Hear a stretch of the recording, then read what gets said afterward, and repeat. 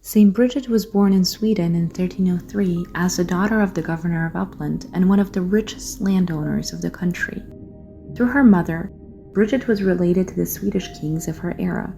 At the age of 10, Bridget had a vision of Jesus hanging on the cross.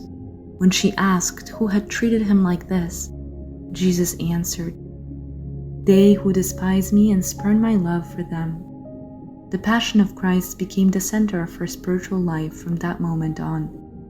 The revelations which Bridget received since her childhood now became more frequent. In 1316, at the age of 13, she married Ulf Gudmarsson of the family of Ulvasa, to whom she bore 8 children, 4 daughters and 4 sons. 6 of her children survived infancy, which was rare at that time. Her second daughter is now honored as Saint Catherine of Sweden. Bridget became known for her works of charity, particularly toward Östergötland's unwed mothers and their children. In 1341, she and her husband went on a pilgrimage to Santiago de Compostela. Shortly after their return, Ulf died at the Cistercian Alvastra Abbey in Östergötland.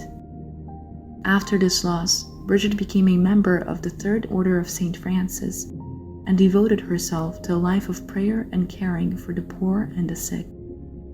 It was at this time that she developed the idea of establishing the religious community of the Most Holy Savior, or the Bridgetines. One distinctive feature of the houses of the order was that they were double monasteries, with men and women both forming a joint community. Known as the Blue Church, the monastery was to be presided over by the Virgin Mary. The religious were required to live in poor convents, and they were also required to give all of their surplus income to the poor. Bridget herself went to confession every day, and she had a constant smiling, glowing face. In her pilgrimages to Rome, Jerusalem, and Bethlehem, she met with the Pope and various representatives of the Church. From these trips, she sent back precise instructions for the construction of the monastery.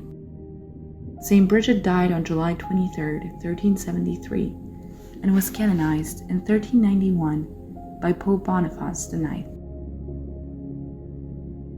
While in the monastery, Saint Bridget prayed for a long time to know how many blows Jesus Christ suffered during his terrible passion. Rewarding her patience, one day, Jesus appeared to her and said, "I received 5,480 blows upon my body. If you wish to honor them in some way, recite 15 Our Fathers and 15 Hail Marys with the following prayers which I myself shall teach you for an entire year. When the year is finished, you will have honored each of my wounds." Jesus further made the following promises to anyone who recited these prayers for a whole year. Firstly, he would deliver 15 souls of their lineage from purgatory. A further 15 souls of their lineage would be confirmed and preserved in grace. 15 sinners of their lineage would be converted. Whoever recited these prayers would attain the first degree of perfection. 15 days before their death, Jesus promised to give them his precious body so that they might escape eternal starvation, and his precious blood so they might not thirst eternally. 15 days before their death, Jesus would let them feel a deep contrition for all their sins and have a perfect knowledge of them. Jesus further promised to place before them the sign of his victorious cross for their defense against the attacks of their enemies. Jesus also promised that before their death, he would come with his beloved mother and graciously receive their souls, leading them into eternal joys. And having led them there, that he would give them a special draught from the fountain of his deity, something he would not do for those who had not prayed these prayers. Had a soul been living in the state of mortal sin for 30 years, but recited these prayers devoutly, or had the intention of reciting them, the Lord promised to forgive it all its sins. To those reciting these prayers, Jesus also promised to protect them from strong temptations, to preserve and guard their 5 senses, to preserve them from a sudden death, and to deliver their souls from eternal death. Such souls were also promised to obtain all they asked for from God and the Blessed Virgin.